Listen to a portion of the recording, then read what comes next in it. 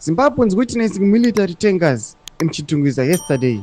This coming SADC summit is bad news for Zimbabwean citizens. Ashperi mushe mure Zimbabwe nezuro vakomana muchitungwiza vaona matangers aiwa nema-armed soldiers vachifamba aiwa nemotokari dzavo dzanyatsa kuona kuti aiwa pazoshata manje. Sana mina mashuka muda nyogwa muzara nhasi kuti bva subscribe like kuti on the bell icon. Vanhu vazhinji vakakomenda tipinda pahendo yaOsalos Ziva anoposta the same picture unyara chiti the regime is unleashed its Israel made tankers in Chitungwiza.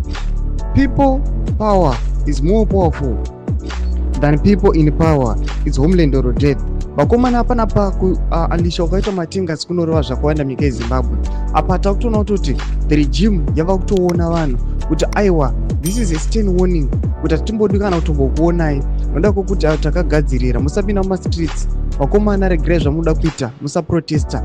Vakomana vabva vavhundutsirwa kuti aiwa the government of Zimbabwe the military aiwa iri ready aiwa kubata vese vangada kustaja maprotest against mutungamiri wenyika.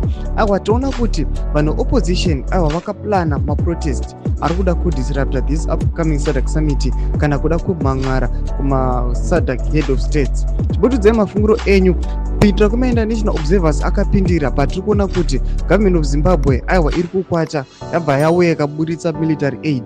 Pinda comment section medu kutidza mafungiro enyu. Subscribe or like.